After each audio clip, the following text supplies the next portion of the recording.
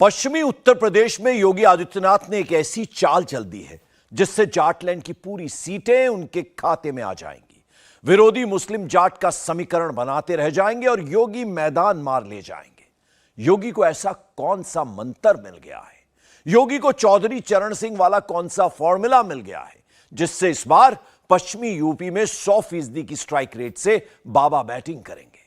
पूरी डिटेल इस रिपोर्ट में देखिए। जाटलैंड की 18 सीट पर लड़ाई, 24 में जाट वोटर किसका रखेगा मान।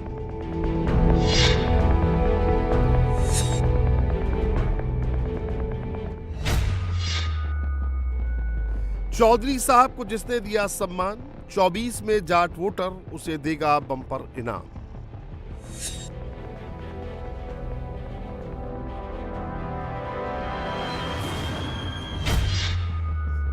किसानों के मसीहा चौधरी चरण सिंह 3 राज्यों यूपी, हरियाणा और राजस्थान में जाट मतदाताओं के सबसे बड़े आइकॉन हैं, लेकिन उनका सबसे ज्यादा असर पश्चिमी यूपी में है, जहां 18 लोकसभा सीटों पर जाट मतदाता जीत हार तय करते हैं। जाटों के सबसे बड़े नेता चौधरी चरण सिंह की 51 फीट ऊंची प्रतिमा का योगी आदित्यनाथ ने अनावरण करके उन्हें मान सम्मान दिया है जो कांग्रेस और मुलायम के जमाने में कभी नहीं मिला। 2001 में पहली बार चौधरी चरण सिंह के जन्मदिन को किसान दिवस घोषित किया गया था। तब भी यूपी में बीजेपी सरकार थी। ऐसे कार्य थे जो चौधरी साहब ने अपने समय में किसानों के साथ जुड़ करके अन्नदाता किसानों के जीवन में व्यापक परिवर्तन करने के अभियान को आगे बढ़ाया था। और ये हमारा सौभाग्य है कि सन 2001 में जब भारतीय जनता पार्टी की सरकार ही प्रदेश में कार्यरत थी, उस दौरान चौधरी साहब के इन सपनों को जमीनी धरातल पर उतारने के लिए चौधरी साहब के जन्मदिन को किसान सम्मान दिवस के रूप में हम मना सकें, इस दृष्टि से राज्य सरकार ने जिस कार्यक्रम को आगे बढ़ाया था, आज ये अपनी एक नई ऊंचाइयों को प्राप्त कर रहा है। वे स्वतंत्रता संग्राम सेनानी थे, अच्छे प्रशासक थे और एक महान किसान नेता भी थे। आज उनकी 121वीं पावन जयंती है। इस अवसर पर उनके स्मरण को नमन करते हुए मैं प्रदेश सरकार और प्रदेशवासियों की ओर से उन्हें विनम्र श्रद्धांजलि अर्पित करता हूं।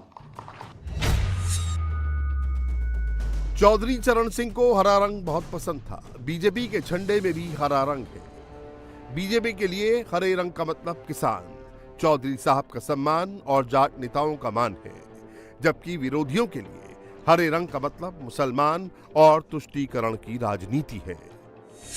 यूपी और हरियाणा के जाट नेताओं की पगड़ी और टोपी भी अगर आप देखेंगे तो उसमें हरा रंग ही मिलेगा। जाट किसानों की पगड़ी टोपी देखेंगे तो उसमें भी हरा रंग मिलेगा। पहले के लोगों ने क्यों नहीं दिया? पहले की सरकारें गरीब को भूखों मार देती थी, बीमारी से मार देती थी, मकान के बहाव में मार देती थी, कुछ चुनिंदा लोगों को मिलती थी, युवाओं को नौकरी नहीं मिलती थी, और कावड़ यात्रा निकालने की कोई बात करता था तो झूठे मुकदमे ला देती थी। आज तो कावड़ यात्रा भी निकल रही है और अयोध्या में राम मंदिर का निर्माण भी हो रहा है। मैं विकसित भारत संकल्प यात्रा में चौधरी चरण सिंह जी की पावन जयंती के अवसर पर एक और आपका अभिनंदन करता हूं, चौधरी साहब को विनम्र श्रद्धांजलि अर्पित करता हूं। चौधरी चरण सिंह को किसने दिया धोखा? अजीत सिंह को सीएम बनने से किसने रोका?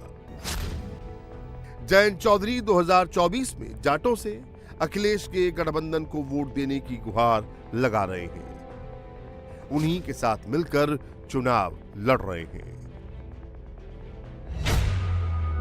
लेकिन यूपी का जाट 1989 के उस धोखे को कैसे भूल सकता है जब मुलायम सिंह यादव ने चौधरी चरण सिंह को सबसे बड़ा धोखा दिया, उनके बेटे अजीत सिंह को मुख्यमंत्री बनने से रोक दिया और वीपी की मर्जी के खिलाफ खुद मुख्यमंत्री बन गए। ऐसे में सबसे बड़ा सवाल यह है कि पश्चिम यूपी के जाट क्या जयंत चौधरी वाले उसी गठबंधन का साथ देंगे जिसकी अगुवाई मुलायम के परिवार के हाथ में है, या बीजेपी वाले गठबंधन का साथ देंगे जो चौधरी चरण सिंह का सम्मान कर रहा है।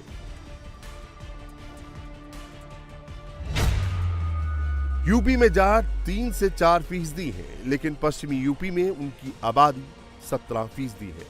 18 लोकसभा सीट और 120 विधानसभा सीटों पर जाट वोटर प्रभावी है। चौधरी चरण सिंह जाटलैंड में अजगर मतलब अहीर, जाट, गुर्जर और राजपूतों को एकजुट कर और मुसलमानों को मिलाकर एक तरफा जीत हासिल करते हैं।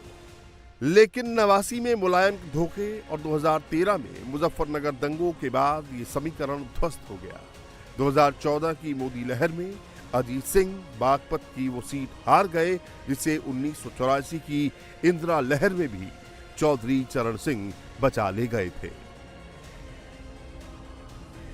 बीजेपी ने 2014 के बाद जाटलैंड में तेजी से अपना प्रभाव बढ़ाया, जिसका नतीजा ये हुआ कि मुसलमान सपा और बीएसपी में बंट गए और जाट बीजेपी के साथ चले गए। 2022 में जाट बाहुल्य 10 सीटों का सैंपल 2024 में बीजेपी के लिए रास्ता और आसान बना देता है।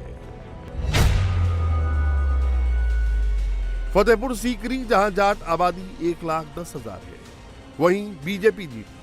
खैर सीट जहां जाट आबादी 1,08,000 है, वहां बीजेपी जीती। मथुरा सीट जहां जाट आबादी 1,01,000 है, वहां बीजेपी जीती।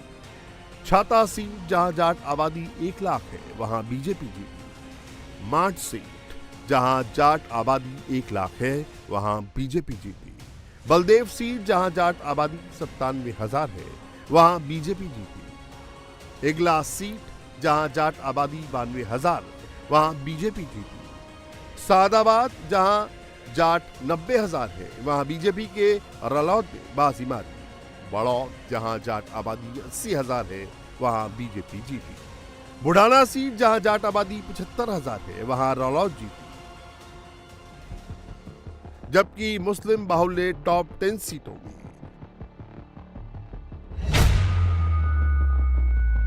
कुंदरकी, मुरादाबाद देहात, स्वार, मटेरा, अमरोहा, चमरोहा में समाजवादी पार्टी जीती और सहारनपुर नगर, धौलाना, मुरादाबाद शहर सीट बीजेपी जीती।